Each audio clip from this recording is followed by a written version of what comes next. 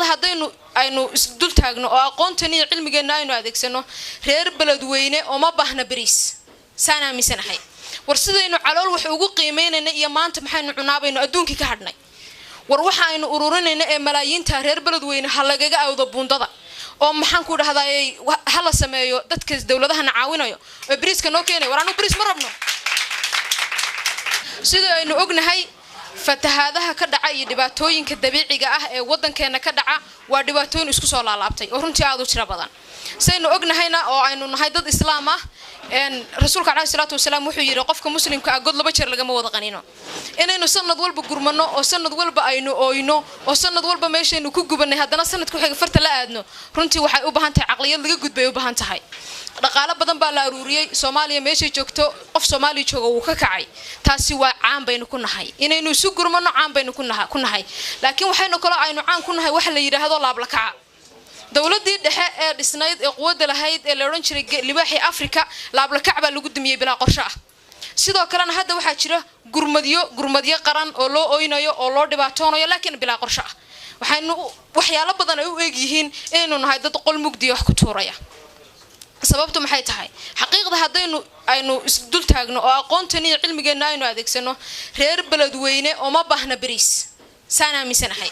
war sidaynu calool wax ugu qiimeynayna iyo maanta maxaynu cunaabayno adduunka ka hadhnay war waxa aynu ururinayna ee malaayiinta reer beledweyne hal lagaga awdo buundada oo maxaan ku dhahdaayay hala sameeyo dadka dawladaha caawinayo oo bariiska noo keenay war aanu bariis ma rabno bariis ma rabno anaga bariiska la soo baxayna dhar ma rabno anaga samaysanayna fadlan hana laga xiro wabiga fadlan waxaan u baahanahay dawladda federaalku lacagta badan ee hantida loo ururiyo beledweyne fadlan ha loo sameeyo mashruuc weyn oo lagu awdaayo ama lagu leexinayo wabigaas lagu xalinayo maalin kasta inaynu oyno ma xamili karno يعني waxaan u baahnahay qorshe inta ka balaaran aqoon yahanin baynu nahay adduun casri baynu marayna 2019 adduunku wuxuu marayaa heer dib aan jirin intuu abuuro sidoo ku xalin lahaa uu si diyaariyo aqligan muxuu keenay waayay intaan xoogeeniyo awoodeeniyo dawladnimadeeniyo wixii nagu caawinayaba intaan isku geyno war inaynu biyahan leexino hadii aynan xiri karin calaqan ila leexiyo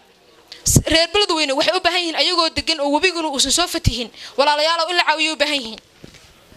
in la caawiyo u baahan yihiin gurmadkan aynu caawinayno iyo xoogganaynu baxayno iyo dadka masaakiinta waxaanu ka soo qaadayno aynu isku geynayno walaalayaal dhibaatada saxda ah meesha ku jirta la geeyo qodobka labaad inaynu walaalahan caawino waa waajib dibkii uu dhacay hadda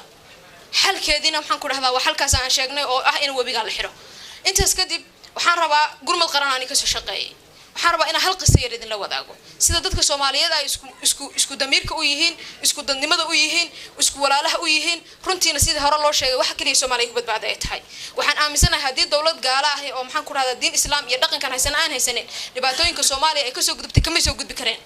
runtii way dhamaan lahaayeen anaga waxa way isku kornool lahay maxaan ku raada alxamdulillah rabbil alamin ilaahay baa mahad iskale hadda ka hor waxaan ka soo shaqeynay anaga gurmad qaran baa ka soo shaqeynay marka waxa dhacday subax anaga ku jirna suuq la dhaha injida oo ku yaala magaalada Garowe ala sayidii waxaan soo galaysaan hooyada Soomaaliyeed kun ka shilinay rabtay adeeg inuu u soo iibsato aan uga qaadna xusoo istaagnay banaanka marka sa ogtihiin dad masaakiina oo cuuriyana ayaa waxay fadhiistaan suuqa iridkiisa aniga waxaan soo istaagay nin cuuriyana albaabka dhinacaan ka fadhiya aniga dhinacaan ka istaagay hooyo kasta oo soo gashay qof kasta soo gal waxaan dhahay walaal kun ka shilinkeen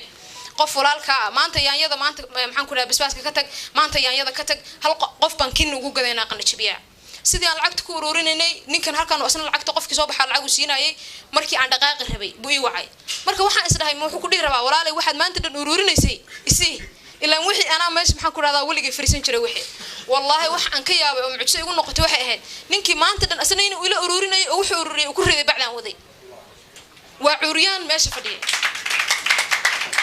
taas waxaan tusaysaa dareenkeena saxda ah iyo sida aan u rabnay inaan dalkeena dadkeena caawino balse ma doonayno laab la kac wax badan naga burburiyay qiiro aan geedka gaarsiisnay war reer beledweyne oo hin uma bahna ee muruq biyaha laga celiyo baahan yihiin aqli biyaha laga awday u baahan yihiin dhibaatada lagu badbaayo reer beledweyne haday biyahan ka joogsadaan inta bariis uga baahna oo iyaga dhulkii beeraha laha jooga war beerahooda qoranayaan oo dhulkooda qoranayaan qodanayaan caalamka haduu caawinay wax run ha nagu caawiyo waxyaalihi afka nolo marin jiray hadda waa fahnay hadii run nagu caawinay ha nagu caawin inaguna aan run isku caawino waa mahadsantihiin dalkeena u kacayna dadkeena u kacayna qof walbaana waxa uu maanta bixiyo akoonka weyn Ilaahay hortiisa loo dhigtay waa mahadsantihiin wa salaamu alaykum wa rahmatullahi wa barakatuh